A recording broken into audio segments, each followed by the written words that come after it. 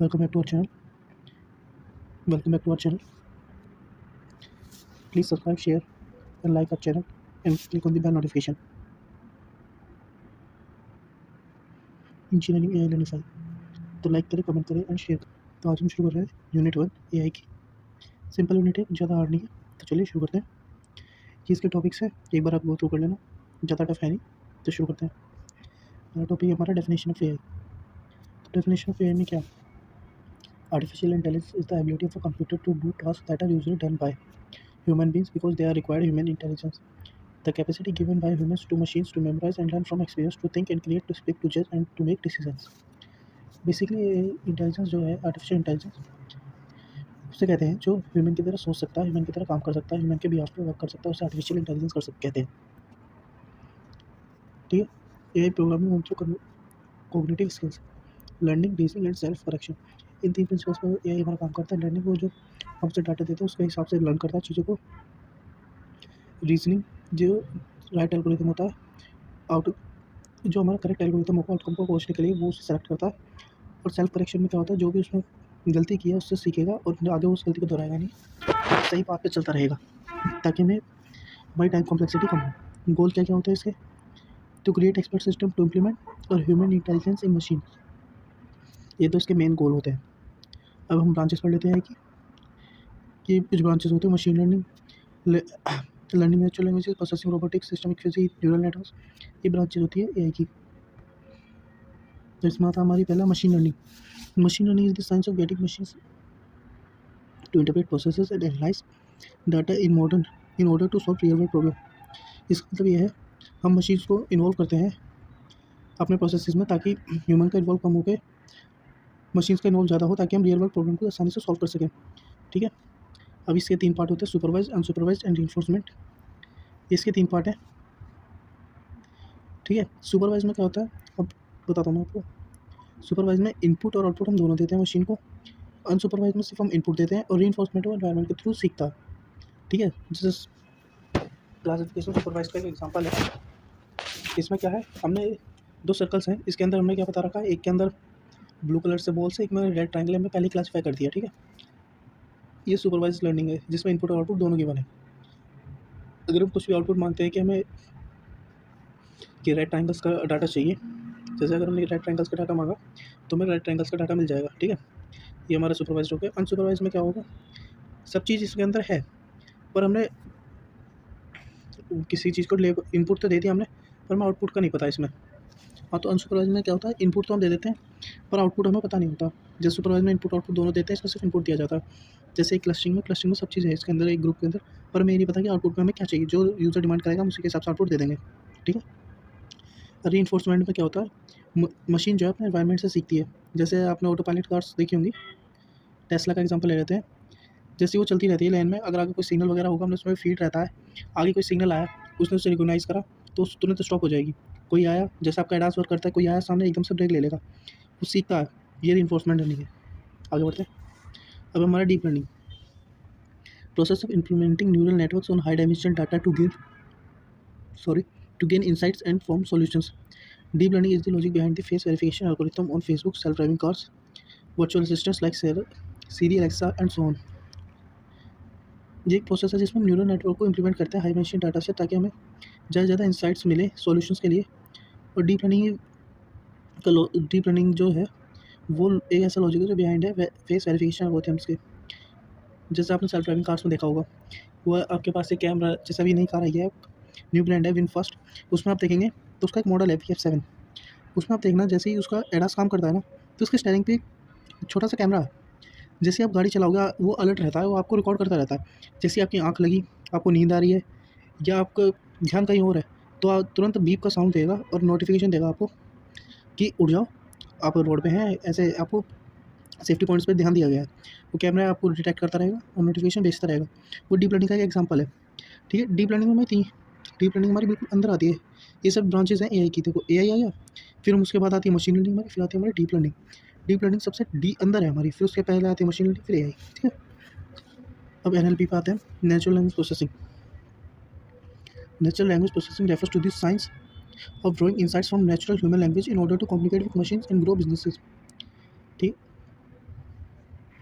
NLP एक process होता है जिसमें हम नेचुरल ह्यूमन लैंग्वेज से ना इंसाइट्स को निकालते हैं नेचुरल लैंग्वेजेस से, ताकि हम सही तरीके से कम्युनिकेट कर सकें मशीन्स के साथ, ताकि हमारा काम अच्छे से हो पाए। जैसे हमारा Twitter use NLP to filter out terroristic languages in tweets. Amazon,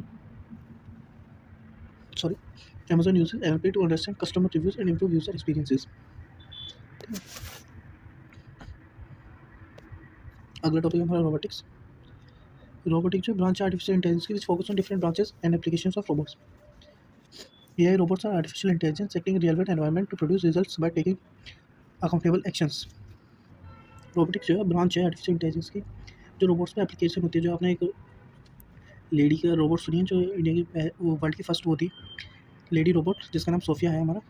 ये बिल्कुल ह्यूमन्स की तरह इंटरेक्ट कर सकती है, बात कर सकती है, इसमें थोड़े इमोशंस भी हैं। तो हमारे रोबोटिक्स का एग्जांपल है। जैसे जापान में जाओगे, आप चाइना में जाओगे, वहाँ सब चीज़ रोबोट के थ्रू होती है। ज़्यादातर चीज़ें हर रेस्टोरेंट में मिलते, तो हमारे रोबोटिक्स का एक एग्जांपल है। तो अगला टॉपिक हमारा physiology. Physiology is a computing approach based on the principle of degree of truth instead of the usual modern computer logic that is Boolean in nature. Physiologic जो है कंप्यूटिंग अप्रोच है जो work करते हैं degree of truth पे, ना कि उस पर मॉडर्न कंप्यूटिंग लैंग्वेज बुलियन पे, 0 और 1 पे काम नहीं करती है। Fuzzy logic is used in the medical fields to solve complex problem that involve decision making. They also used in automatic gearboxes, vehicles, environment control and. ये हमारे मेडिकल फील्ड में ज़्यादा यूज़ होती है, और हमारे ऑटोमोबाइल सेक्टर में जैसे आपने कार सुनी होंगी, डीसीटी ट्रांसमिशन वगैरह वाली, डीसीटी, एएमटी, तो उनमें काम करता है, जिसमें ऑटोमेटिक गियर शिफ्टिंग वगैरह होती है, ना कि 0 1 के थ्रू होती है। जैसे आप गियर वगैरह शिफ्ट करते हैं ऑटोमेटिक कार में, आपको गियर शिफ्ट नहीं करना पड़ता, बस आप प्लेस देते हैं। तो हमारा ईसीएम जो होता है वो डायरेक्ट ट्रांसफर करता रहता है सिग्नल कि अब इतना रहा आरपीएम, हाई आरपीएम जा रहा है, तो आप गियर को शिफ्ट कर दीजिए ताकि आरपीएम थोड़ा सेटल डाउन हो जाए। तो इसके लॉजिक पे काम करता है हमारा फिजियोलॉजी। ठीक है, ये इसका एग्जाम्पल है, एक बार आप देख लेना। ज़्यादा कुछ है नहीं एग्जाम्पल्स का। 2 नंबर में आएंगे। अगर 7 नंबर में टॉपिक आता है आपका, तो 7 नंबर में आपको जो टॉपिक आएगा ना, तो पहले तो पूछा जाएगा आपसे एआई के बारे में। आपको एआई को डिफाइन करना है, ठीक है। उसके बाद मशीन लर्निंग को डिफाइन करना है, और उसकी ब्रांचेस को डिफाइन करना है। पहले ब्रांचेस को डिफाइन करना है आपको, फिर उन सबको डिफाइन करके इस वाले पार्ट को भी डिफाइन कर देना आपको मशीन लर्निंग में, तो आपके 7 नंबर कन्फर्म हो जाएंगे बिल्कुल। डीप लर्निंग को डिफाइन कर देना, एनएलपी को, रोबोटिक्स को, फिजियोलॉजी को, आपके 7 नंबर बिल्कुल कन्फर्म हो जाएंगे आपको। ठीक है, चलते हैं, आगे बढ़ते हैं। Role of machine intelligence in human life. तो हमारे चैनल को आप सब्सक्राइब करें, लाइक करें, कमेंट करें, और ज़्यादा ज़्यादा शेयर करें, ताकि आप लोगों को हम जल्दी से जल्दी अच्छा कंटेंट प्रोवाइड कर सकें। ठीक है, तो बेल नोटिफिकेशन को जरूर ऑन करना। अब है हमारा topic role of machine intelligence in human life. अब ये 2 कैटेगरीज है एआई की। पहला सॉफ्टवेयर, सेकंड है एम्बेडेड। तो पहले पढ़ता हूँ सॉफ्टवेयर के बारे में। ठीक है, तो prominent examples of AI software used in everyday life include voice assistant, image recognition for face unlock in mobile phones. जैसे आप पढ़ पा रहे हैं वैसे आप लोग वॉइस असिस्टेंट का यूज़ करते हैं, जैसे हम गूगल असिस्टेंट का यूज़ करते हैं, एलेक्सा का यूज़ करते हैं, और सीरी वगैरह का यूज़ करते हैं। वो होगा आपका इमेज रिकॉग्निशन के, जैसे आप फेस लॉक वगैरह लगाते हैं अपने फ़ोन में। जैसे एप्पल में यूज़ होता है फेस आईडी, और नॉर्मल एंड्रॉइड में यूज़ होता है आपका फेस लॉक, वही है। फाइनेंशियल फ्रॉड डिटेक्शन में काम आता है इसका। और AI software usually involve just download software with AI capabilities from online stores and required no peripheral devices. ठीक है, एम्बॉयडेड में क्या होता है, the hardware side of the AI includes its utilisation in drones, self driven vehicles, assembly line robots and IoT. This involves the designing of specific devices that are based on AI capabilities. ये software के through होता है, hardware के through होता है, बस ये फ़र्क है और कुछ नहीं है। बस दोनों का यूज़ कैसा अलग है। इन सॉफ्टवेयर के थ्रू एक्सेस करते हैं, इसमें हमें हार्डवेयर को इंस्टॉल करना पड़ता है यूज़ करने के लिए। अब इसमें है हमारा navigation and travel. The work of AI programming में navigation apps like Google Maps and वेजिंग never ends. Yottabytes and geographical data which is updated every second can only be efficiently cross-checked by ML algorithm unleashed on satellite images. जो work होता है ये programming का behind the navigation apps like Google Maps and वेसी never. जो हमारा Google maps पे update होता रहता है डाटा, वो कभी खत्म नहीं होता। आपने देखा होगा कि डाटा 24 घंटे अपडेट होता रहता है, और यूट्यूबाइट मतलब बहुत हाई डाटा होता है, हाई स्पीड डाटा होता है जो अपडेट होता रहता है जियोग्राफिकल डाटा का। एवरी सेकंड पे पर ट्रैफिक वगैरह चलता रहता है, 24 घंटे ट्रैफिक चलता है, अब तो आपने देखा होगा। तो उसका 24 घंटे टाइम जो है आपका डाटा अपडेट होता है। गूगल मैप पर आपने देखा होगा, कहीं भी जाम लग रहा है तो वो अपडेट हो जाता है, कहीं कुछ एक्सीडेंट वगैरह होता है वो अपडेट होता रहता है, तो उसका काम करता है ये। ठीक है, अब होता है smart input keyboards. Latest version mobile keyboards combine with the provision of auto correction and language detection to provide a user friendly experience. जैसे आपने देखा होगा आजकल के जो कीबोर्ड्स हैं, जैसे गूगल कीबोर्ड है आपका, गूगल का, सैमसंग का, और iOS का कीबोर्ड है, इसमें ऑटो करेक्शन आता है। अनेबल कर दो, करना पड़ता है वैसे तो। जब आप अनेबल करते हैं तो आपने देखा होगा कुछ भी लिख रहे हैं, जैसे मैं एच लिखूँगा तो उससे रिलेटेड हाई, हेलो, ऐसे सजेशन देता है वो। और जैसे मैंने कोई स्पेलिंग लिख दी, जैसे अकॉर्डिंग की ACORD लिख दी मैंने। आइए एक मिनट में ठीक से कर देता हूँ उसे। जैसे मैंने किस स्पेलिंग लिखी अकॉर्डिंग की, ACORDING, अकॉर्डिंग लिखा मैंने, इसमें एक सी कम है तो ऑटो करेक्ट क्या करेगा, हमारा सी दिखा देगा हमें ऊपर स्पेस में कि हाँ अकॉर्डिंग की ये वाली स्पेलिंग है, आपको ये वाली करनी है। हम करेक्ट वाले पे क्लिक कर देंगे, हमारी करेक्ट हो जाएगी ऑटोमेटिकली। ये तो आप सबने देखा ही होगा ऑटो करेक्ट वाला फीचर। ठीक है, चलिए आगे बढ़ते हैं। अब IoT कैसे क्या करता है। IoT deals with the devices interacting with the internet. The AI part helps these devices to learn from data.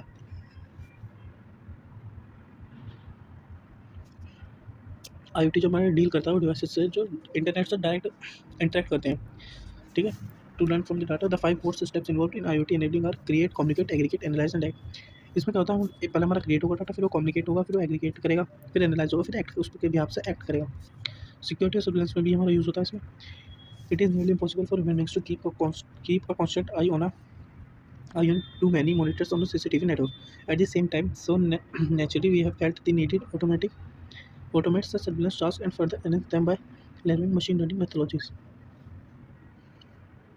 तो इसका एक एग्जांपल देकर मैं बताता हूँ आपको। जैसे आपने देखा होगा, पहले एक कार्ड रहता था, वो सभी उसका जो सभी CCTV कैमरा रहते थे वो एक मॉनिटर से कनेक्ट रहते थे, उसे सब पे नज़र रखनी पड़ती थी। अब क्या हो गया, अब जो हमारे CCTV हैं वो इतने एडवांस हो चुके हैं, कैसा बताऊँ मैं, एडवांस हो चुके हैं। जैसे आपने देखा होगा, अगर कोई मोशन डिटेक्ट होता है, जैसे मैंने यहाँ CCTV लगाया अपने एरिया में, जैसे आपने कोई CCTV लगाया अपने घर पे मोशन डिटेक्शन वाला, जैसे आप उसके एरिया में घुसोगे, आप इधर उधर होगे या हिलोगे, वो तुरंत आपको कैप्चर करना शुरू कर देता है। ठीक है, वो उसका एक डाटा रिकॉर्ड करके अपने सर्वर पे कलेक्ट करता रहता है जब तक उसकी स्पेस फुल नहीं हो जाती है। ठीक है, ताकि हमें आसानी रहे, हमें वहाँ पर डाटा को हमें आसानी रहती है, जिससे हमें उस पे नज़र रखने की ज़रूरत नहीं है, हमें एक गार्ड को इतनी देर तक बैठाने की ज़रूरत नहीं है, वो सीधा उस पे देख सकता है सर्वर पे कि कब क्या हुआ था और क्या नहीं हुआ था। मोशन डिटेक्शन जो है हमारा उस पे ही काम करता है, सिक्योरिटी में बहुत यूज़ होता है। मोशन डिटेक्शन कैमरा तो हर जगह लग रहे हैं, जैसे आप लोगों ने देखा होगा, जैसे कोई हलचल होती है वो तुरंत उसे कैप्चर कर लेते हैं। ऑटोमेटिक सेक्टर में भी बहुत यूज़ होता है, जैसे आपने डैश कैम का सुना होगा। डैश कैम जो होते हैं मोशन सेंसर होते हैं, जैसे ही आपकी गाड़ी पे कुछ हिट होता है वो तुरंत बॉडी स्टार्ट कर देता है और उसको सेव कर लेता है इमरजेंसी के तौर पे। सेम यही है हमारा सिक्योरिटी सर्विलेंस में। अब टाइप्स ऑफ आर्टिफिशियल इंटेलिजेंस बात होते हैं। मैं सॉरी 4 तरह के टाइप होते हैं, purely reactive, limited memory, theory of mind और सेल्फ अवेयर। पहला है purely reactive. These machines do not have any memory or data to work with specialization in just one field of work. For example, in chess game, the machine decides the moves and makes the best possible decision to win.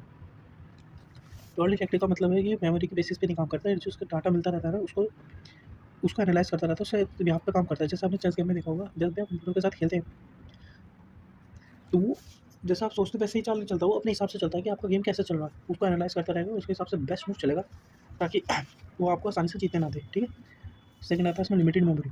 This machines collect previous data and continues adding it to their memory. They have enough memory or experience to make proper decision, but memory is minimum for इसका मतलब ये है, simple simple बता रहा हूँ, limited memory में जैसे आपका रोबोट होता है ना, वो आपको सीखता तो है एनवायरनमेंट से, और वो हर चीज़ को अपने अंदर ऐड करता रहता है, पर उसकी मेमोरी की लिमिट होती है, इतनी लिमिट तक कि एक्सेप्ट कर सकता है।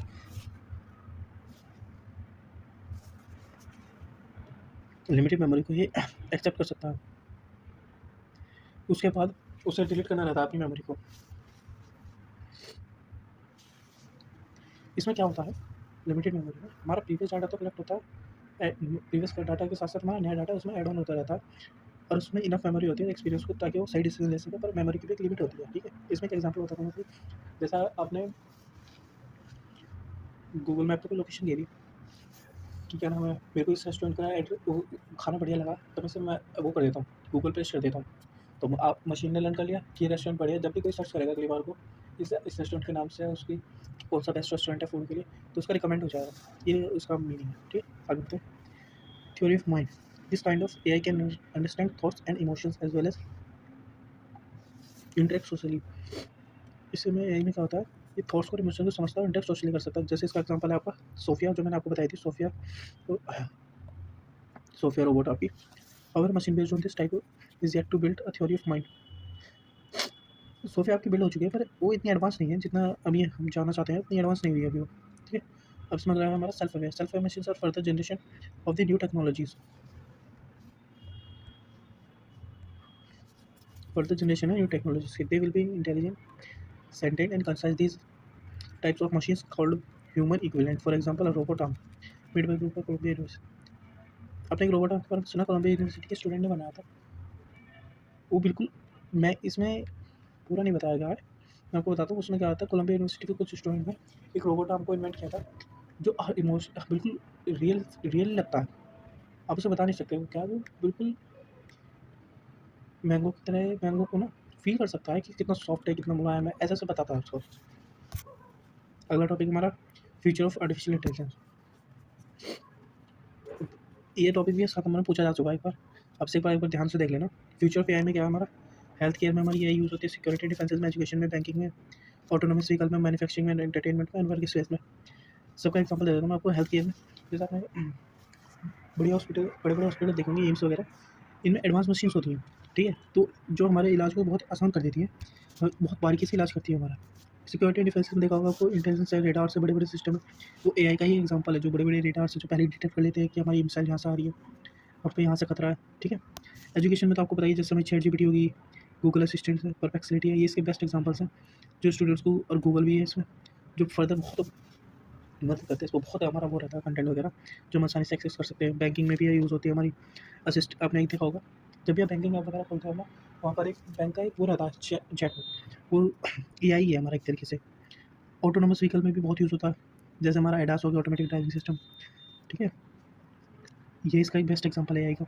मैन्युफैक्चर्स में क्या होता है, रोबोट्स को यूज़ किया जा रहा है आजकल, मैन पावर्स को कम करके रोबोट्स का यूज़ ज़्यादा कर रहे हैं। एंटरटेनमेंट्स में भी हो रहा है, जैसे हम एआई से कुछ भी वीडियो बना सकते हैं, फोटो वगैरह एडिट करवा सकते हैं। और ऑफिस में तो होता ही है, वर्क प्लेसेस में। इवोल्यूशन ऑफ एआई,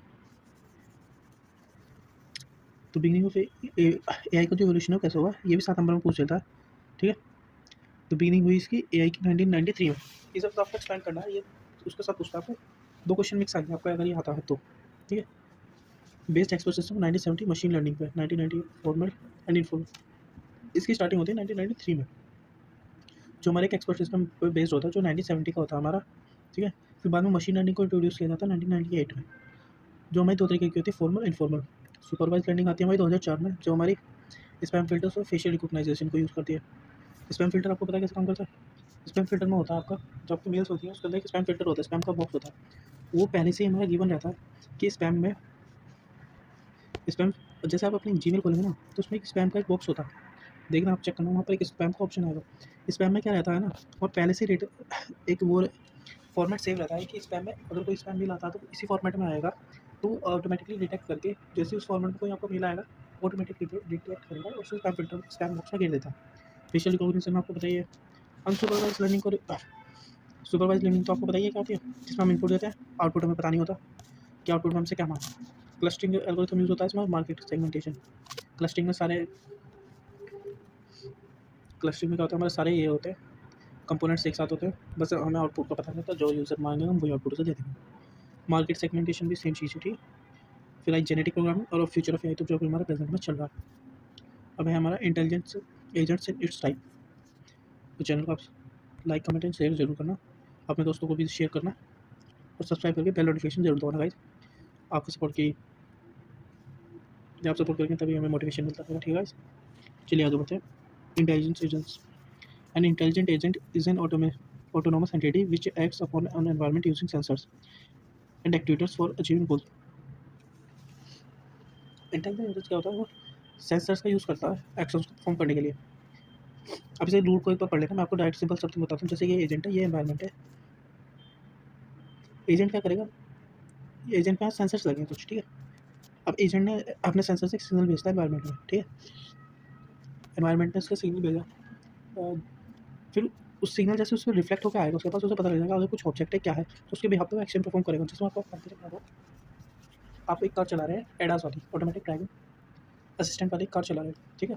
अब इसमें क्या होता है, कई सारे आपके सेंसर्स लगे होते हैं, आप हाईवे पे चल रहे हैं, हाईवे पे प्रॉपर मार्किंग है, तो आपके पास एक नोटिफिकेशन आती रहती है डिपार्चर लेन वाली। डिपार्चर लेन का मतलब क्या है, जैसे आप हाईवे से अपनी लाइन को चेंज करेंगे, मार्किंग से अलग होते हैं, तो आपको अलर्ट करता रहता है, आपकी स्क्रीन पर अलर्ट मोड आते रहते हैं, नोटिफिकेशन आते रहते हैं कि आप गलत लेन में जा रहे हैं या लाइन को चेंज कर रहे हैं, तो अपनी लाइन में आप प्रॉपर आ जाए। अगर आप इंडिकेटर देंगे तभी वो आपको लाइन चेंज करने देगा, वरना आपको लाइन चेंज नहीं करने देता, ठीक है। और जैसे अगर आप गाड़ी चला रहे हैं, कोई आपके सामने आ जाए, वो आप एडास के अंदर कैमरा लगे रहते हैं आपकी गाड़ी के ऊपर, वो उस पर सिग्नल जाता रहता है आगे। जैसे वो देखता है कि आगे कुछ ऑब्जेक्ट आ गया इनसे, वो आपके सडन ब्रेक मार देगा, ठीक है, ताकि जो आगे कोई ऑब्जेक्ट आया है उससे कोई हार्म ना हो, ना आपको हार्म हो आपके व्हीकल को। ऐसे काम करता है ये। बेसिकली क्या होता है, इसमें जो आपका एजेंट होता है ना, रोबोट, उसमें कई सारे सेंसर्स लगे होते हैं, जैसे आपको ऑटोमेटिक कार होती है। सेल्फ ड्राइविंग कार्स इसका बेस्ट एग्जाम्पल है भाई, ठीक है। थोड़ा अगर आपको कन्फ्यूजन हो जा रहा है तो सिंपल शब्दों में बता देता हूँ मैं। सेल्फ ड्राइविंग कार्स है ना, जैसे कि टेस्ला टेस्ला है, सॉरी फॉर रॉन्ग प्रोनाउंसिएशन, जैसे कि टेस्ला कार है, उसमें बहुत सेंसर्स होते हैं आपके। आजकल तो टाटा महिंद्रा भी देती है सेंसर्स। अब बहुत सारे सेंसर लगे होते हैं, वो क्या करते हैं, आगे आप जैसे आगे चलते रहते हैं तो रिकॉर्ड करता रहता है चीज़ों को, और वो आपको स्क्रीन पर दिखाता रहता है। वही आपका ये इसका एग्जाम्पल है, ठीक है।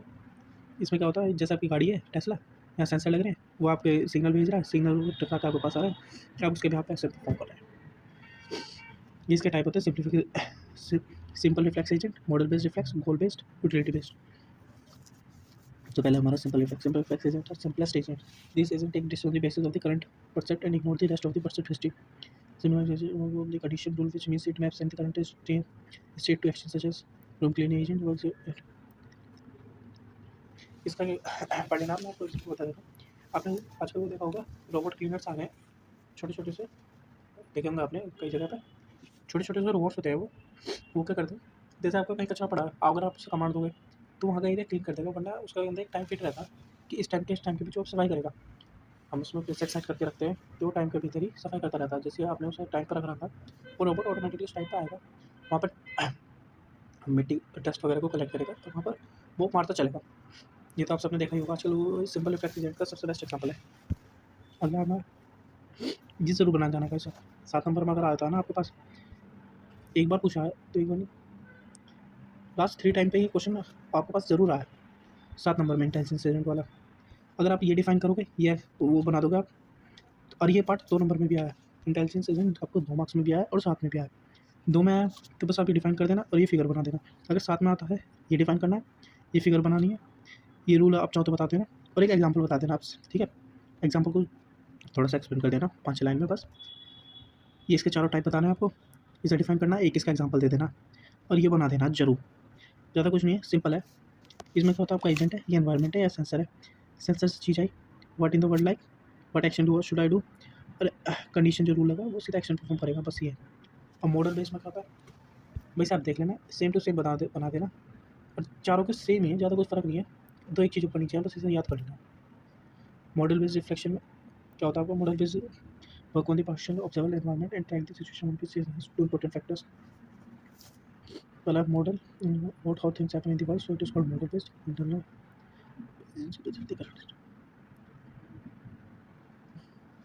ये मॉडल बेस्ड में क्या होता है, रियल चीज़ को एग्जामिन करता रहता है, उसके बेस पे काम करता है, ठीक है। ये मॉडल बेस्ड है, इसका ये है काम है, ये देख लेना। 7 नंबर में अगर ये आप चाहिए आपको कंप्लीट, तो ये जरूर बना पाना आपको चारों के अंदर। इसमें हमारे सेंसर होते हैं, एक्टिवेटर्स होता है, हमारा एनवायरनमेंट है, सेंसर्स इसके पास प्रिसिप्स है, एक्टिवेटर्स एक्शन परफॉर्म करेगा। अब what the world is like now, इसमें 3 चीज़ होती है, मैं state, how the world evolve and what the action should I do, एक कंडीशन होती है, और ये 2 चीज़ तो आपकी सेम ही है। अब गोल बेस्ड में क्या होता है, the knowledge of the current state environment is not always sufficient to decide for an agent to what to do. The agents need to know its goal. Sorry for inconvenience guys, थोड़ा सा noise आ रही होगी आपको, उसके लिए माफ़ कर देना। चलिए आगे बढ़ते हैं। तो गोल बेस्ड जो होता है हमारे पास, ये गोल के भी पे काम करते हैं। जैसे हमने किसी चीज़ को, हमने इससे गोल दिया है अपना, तो उसके बेस पे जो हमारा बेस्ट सॉल्यूशन होगा ना, उसे प्रोवाइड करेगा हमारा, बस ये ये देख लेना आप। बस हमारी 2 चीज़ तो ये वर्ड एक्शन टू ऐड, तो हमारा गोल और ऐड होगा इसके अंदर, ठीक है। ये ज़रूर ना करना भाई, 7 नंबर के अंदर मैं बार-बार रिपीट कर रहा हूँ उस चीज़ को। 7 नंबर चाहिए तो ये ज़रूर बनाना आपको, तीनों चीज़, चारों चीज़ डिफाइन करनी है, और चारों चीज़ की डायग्राम ज़रूर बनाना है। ये तो आप रट सकते हो, ठीक है। ज़्यादा कुछ फ़र्क तो है नहीं, बस ये पहले में यहाँ कुछ नहीं था, ये सिंपल था। दूसरे में ये चीज़ ऐड होगी, तीसरे में ये वाला पार्ट ऐड हो गया, और ये वाला, और तो कुछ ऐड नहीं है। अभी utility based, these are similar to the goal based agent. Utility based agent exist only on goals, but are also best way to achieve their goals. They usually when there are multiple possible activity. Utility based agent होते हैं, वो simple होता है, गोल based agent की तरह होता है। तो सिर्फ जब वो यूज़ किया जाता है तो हमारे पास अल्टरनेटिव चीज़ भी होती है जिसमें हमें बेस्ट फाइंड करनी होती है, तो हम उन्हें यूज़ करते हैं। इसमें भी बस ये वाला पार्ट ऐड हुआ है, बाकी आपको सेम है। 7 नंबर के लिए ये भी बनाना आपका कंपलसरी है, मस्ट है। तो मैं आपको बताता हूँ 7 नंबर में आपको क्या करना पड़ेगा। अगर 2 नंबर में पूछता है इंटेलिजेंस एजेंट का तो इसे बताना और ये डायग्राम, ठीक है। और अगर आपका सी 7 नंबर में आ गया, चांसेस तो पूरे हैं 7 नंबर के, ये चीज़ रूल्स एजेंट प्लस एग्जाम्पल, ठीक है। इसके टाइप का ये बस छोटी सी डेफिनेशन इसकी दे देना, एक एग्जांपल दे देना, ये डायग्राम बना देना। सेम इसमें करना है, छोटी सी डेफिनेशन एग्जांपल और ये छोटा सा छोटी सी डेफिनेशन एग्जांपल और ये डायग्राम, छोटा सा एग्जांपल डेफिनेशन और ये डायग्राम। अगर आप बिल्कुल जो आपको समझ में आ रहा है, बेसिक सी चीज़ भी आपको समझ में आ गई है, याद हो गई इनके बारे में, तो आपको बेसिक सी चीज़ लिखनी है आपको, उसका बेसिक से मिलता हुआ एग्जांपल और ये डायग्राम, 7 नंबर आपको कहीं नहीं गए, गारंटी से कह रहा हूँ मैं, 7 नंबर कंफर्म मिलेंगे स्टूडेंट्स, ठीक है। और हमारा learning agent is a therapy agent which can learn from its past experience. ये रीइंफोर्समेंट लर्निंग का एग्जांपल है, जो अपने पास्ट एक्सपीरियंस से लर्न करता रहता है, ठीक है। लर्निंग एजेंट्स हो गए जो रियल वर्ल्ड एनवायरनमेंट से लर्न करते रहते हैं और अपने पास्ट एक्सपीरियंस से अपनी गलतियाँ सीखते रहते हैं और वर्क करते रहते हैं, ठीक है। आगे बढ़ते हैं, ये इसका एग्जांपल है। ये आप ऐड करना चाहो तो उस वाले पार्ट में इंटेलिजेंस एजेंट वाले में कर सकते हो, वरना इसका कोई नीड नहीं है, वो 4 चीज़ से आपको 7 नंबर मिल जाएंगे। और अगर चाहो तो बस कर देना, चल जाता है आपका 7 नंबर तो कन्फर्म मिल ही जाएंगे आपको, ऐड ही करना है आपको बस। तो अगला टॉपिक हमारा एजेंट एनवायरनमेंट है। ये environment is everything in the world which is surrounds the agent, but it is not a part of the agent itself. An environment can be described as a situation in which an agent is present. This environment is where agent lives, operates, and provides the agent with something to sense and act upon it.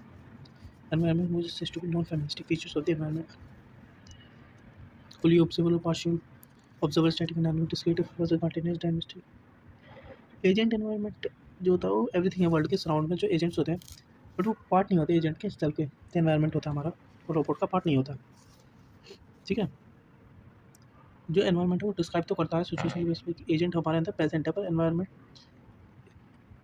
के अंदर agent रहता है, operate करता है और provide करता है agent with someone to sense and act upon it, ठीक है। अब हमारा पहला है fully observer and partial observer. If a agent sensor can sense the complete state of environment each point of the time, then it is fully observable environment, else it's partially observable. अगर एक agent sensor का क्या जो है वो sense कर लेता है अच्छे से कंप्लीट स्टेट को ऑफ एनवायरनमेंट की at the time, then it is fully observable environment हो कहलाता है, वरना वो पार्शियल ऑब्जर्वेबल हो जाता है, ठीक है। An agent with no sensor in the environment, then such an environment is called an unobservable. और जिस एजेंट के पास कोई सेंसर्स नहीं होते उसे अनऑब्जर्वेबल एनवायरनमेंट में ऐड किया जाता है। अब हमारा आता है इसके अंदर deterministic versus statistic. If agent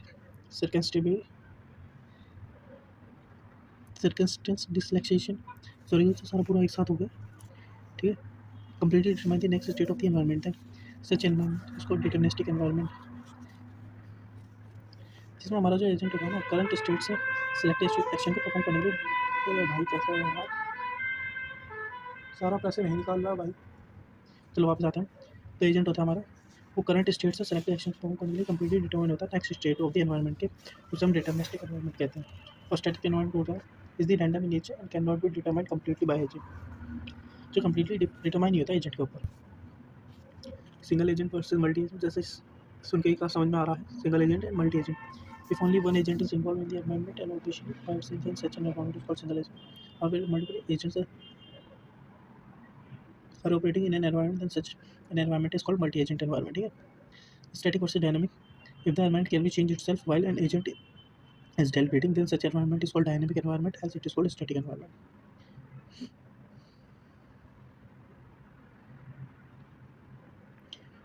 अगर if the environment can change itself, अगर environment अपने आप को चेंज कर लेता है किसी एजेंट से, तो उससे हम डायनामिक कहेंगे, वरना वो स्टैटिक हो जाएगा। और static environments are easy to deal because an agent does not need to continuous looking at the world while deciding for an action. Accessible versus inaccessible, सुन के समझ में आ रहा है, accessible and accessible। If an agent can obtain complete and accurate information about the state environment, then such environment is called inaccessible environment, else it is called inaccessible. An amplitude in whose state can be defined by itself, which is called an accessible environment. Information about the event on Earth is an example of inaccessible environment. Characteristics and applications of learning agents, ये 3 characteristics होती है हमारी। पहली है situatedness, when an agent receive some form of sensory input from its environment. It is the perform some action that change its environment in some way. Autonomy, the agent characteristic means the agent is able to act without direct intervention from humans. Sorry, the agent characteristic means the agent is able to act without direct intervention from humans or other agents. This type of agent has almost complete control over its own action and internal state. Adaptivity. This agent is characteristic means that it is able to reacting flexibility to the changes within the environment. Sociability. This type of characteristic means the agent is capable of interacting in a peer-to-peer manner with other agents or humans. Application. Classification, prediction, search engines, computer vision, self-driving car, recognition, etc. ये problem solving approach of typical problems. ये 7 number पूछा था भाई, ये भी देख लेना है। Problem solving agent steps. वैसे कुछ हार्ड है तो है नहीं, आप एक बार पढ़ोगे तो गो थ्रू कर लोगे तो आसानी से हो जाएगा। ठीक है, ये मैं बता देता हूँ आपको क्या होता है इसके बारे में। एक सिंपल और easy step. Problem solving agent एक हमारा इंटेलिजेंट एजेंट होता है जो सॉल्व करता है हमारी प्रॉब्लम्स को एग्जीक्यूटिंग अ प्री डिफाइंड एल्गोरिथम और अ प्रोग्राम। हमारे प्री डिफाइंड एल्गोरिथम्स होते हैं ना, कि यहाँ पर हमारे प्रॉब्लम को एग्जीक्यूट करता है।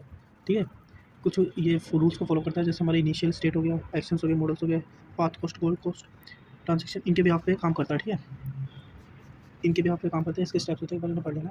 7 नंबर में पूछ लेता है, 2-3 बार आया है 7 नंबर के अंदर, तो एक बार से गो थ्रू कर लेना बस। आएगा तो मिक्स आएगा किसी चीज़ के साथ, सिंपल नहीं आएगा। सिंपल तो ये 2 नंबर का है फिर। ठीक है, आगे चलते हैं। ये इसके स्टेप्स हैं, थोड़े से सर्च सॉल्यूशन।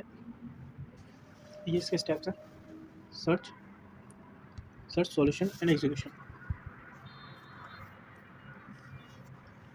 ये कुछ विजुअल गाइड से एक बार देख लेना। इनका कुछ ज़्यादा वो तो आता नहीं है, तो बस आप एक बार देख लेना। एग्जाम्पल्स हैं आपके, ताकि आपको आसानी हो समझने में चीज़ों को, बस और कुछ नहीं है। एक बार गो थ्रू कर लेना आप इसे। इसके साथ आपकी यूनिट कंप्लीट होती है। चैनल को सब्सक्राइब जरूर करना, लाइक जरूर करना और शेयर जरूर करना। ऐसे ही आपके लिए और अच्छे से वीडियो हम बनाते रहेंगे और मोटिवेट करते रहेंगे आप हमें। जल्द से जल्द हम यूनिट कंप्लीट कर पाएँ, हमें मोटिवेशन मिलता रहे। ठीक है, तो मिलते हैं हम आपको अगली यूनिट के साथ। थैंक यू, ध्यान रखें, अच्छे से तैयारी करते रहें अपनी।